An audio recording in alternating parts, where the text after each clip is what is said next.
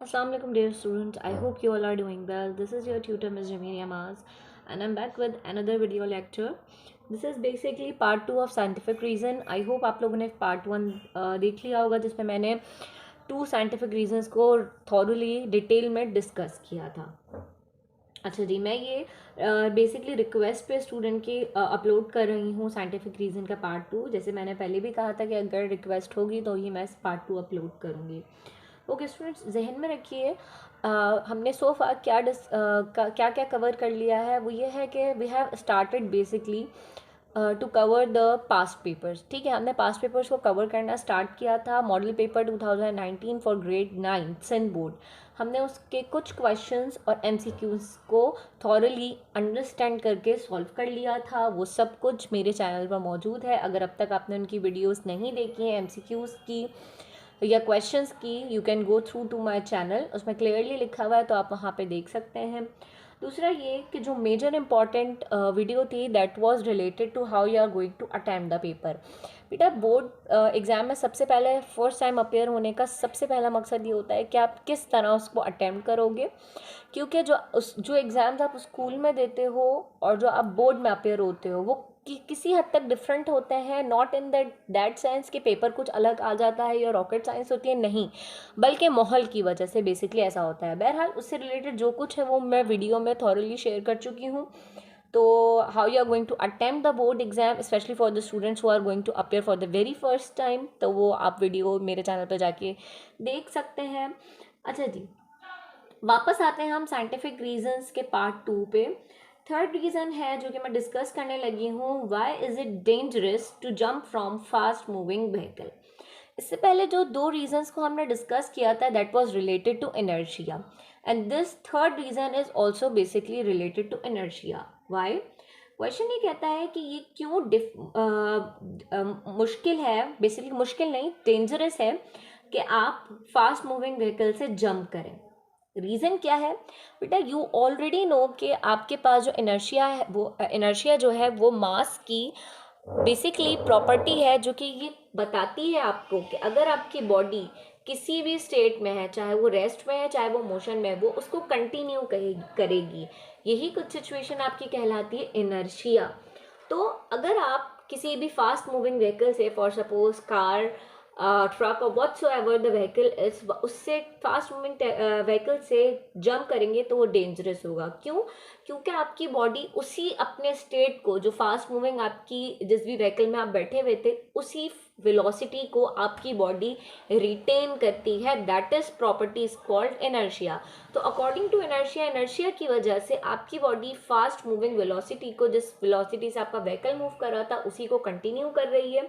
जिस वजह से कि अगर आप जैसे ही जंप करते हैं किसी फास्ट मूविंग व्हीकल से तो आपकी बॉडी उतनी ही तेज जा रही होती है, और इस तेज जाने की वजह से आप किसी भी चीज़ से टकरा सकते हैं। That is why you can, and due to that you can easily get severely injured. ठीक है जी, अब इसका आंसर क्या है? अच्छा, ये मैं प्रीवियस वीडियो में पार्ट 1 में डिस्कस कर चुकी हूँ कि आपने इन क्वेश्चंस को कितना किस हद तक अटेम्प्ट करना है। ठीक है बेटा, साइंटिफिक रीजंस की अगर हम बात करें, they are students, they are part of short questions. ठीक है, so that is why we have to be very to the point. ठीक है, अच्छा जी, इसका आंसर क्या होगा?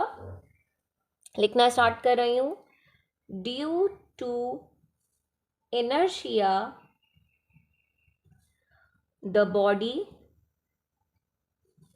will continue to move with greater velocity, hence when you jump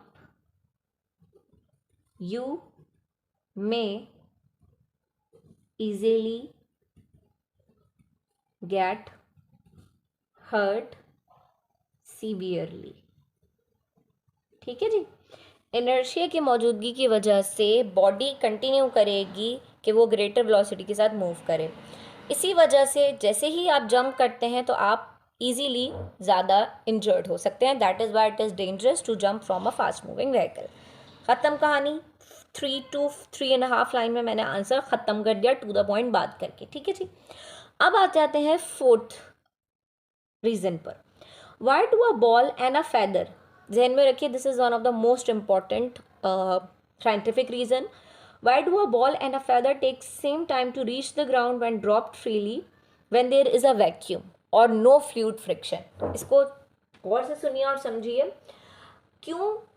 अगर ball और एक फेदर को, पर को, अगर सेम हाइट से फेंका जाए, फ्रीली ड्रॉप किया जाए, तो वो दोनों एक ही टाइम में हिट करेंगे ग्राउंड को जब वैक्यूम होगा. इसका क्या मतलब है कि अगर आप फ्लूइड फ्रिक्शन को, एयर फ्रिक्शन को, जितनी भी आपके पास एक्सटर्नल फोर्सेस हैं उनको निग्लेक्ट कर रहे हैं, अगर वो फोर्सेस नहीं है उस टाइम में, अगर आप एक बॉल को और एक फेदर को, जिनका मास काफ़ी डिफरेंट है, काफ़ी डिफरेंस है दोनों के मास में, अगर ड्रॉप कर रहे हैं, तो क्यों वो सेम टाइम ले रही हैं टू रीच द ग्राउंड. ठीक है, इसका आंसर लिख लेते हैं. Due to the fact that the acceleration due to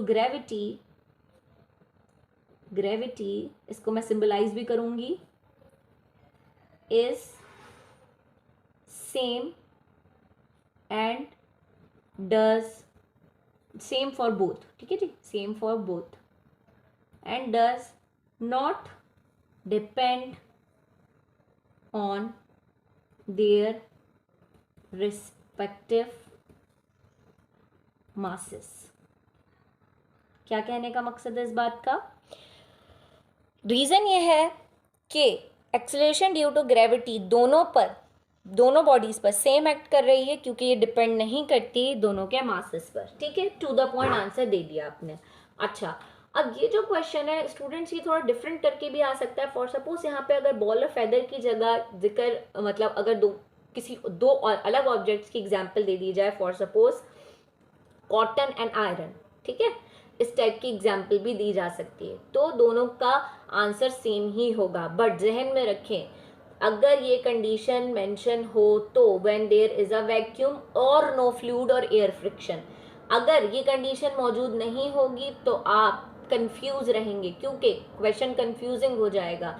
जब तक आप ये क्लियरली इंडिकेट नहीं करते कि आप सारी फोर्सेस को, एक्सटर्नल फोर्सेस को, जैसे कि एयर फ्रिक्शन, फ्लूइड फ्रिक्शन, अगर आप इनको निगलेक्ट नहीं करेंगे तो दोनों बॉडीज सेम टाइम नहीं, अगर आप निगलेक्ट करते हैं तो दोनों सेम टाइम लेंगी टू रीच द ग्राउंड. अगर आप निगलेक्ट नहीं करते, दोनों डिफरेंट टाइम टेक करेंगी in order to reach the ground और हिट द ग्राउंड. ठीक है जी, सो ये कंडीशन होना बहुत ज़रूरी है.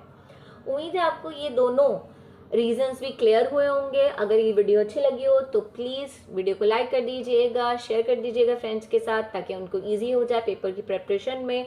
दूसरा, अपने कीमती कमेंट से मुझे ज़रूर फीडबैक दीजिएगा कि आपको वीडियो लेक्चर कैसा लगा. अगर किसी खास टॉपिक पर वीडियो चाहते हैं तो मुझे कमेंट सेक्शन में प्लीज़ बता दीजिए, ताकि मैं उस टॉपिक को आपके लिए आसान बनाकर पेश कर सकूँ.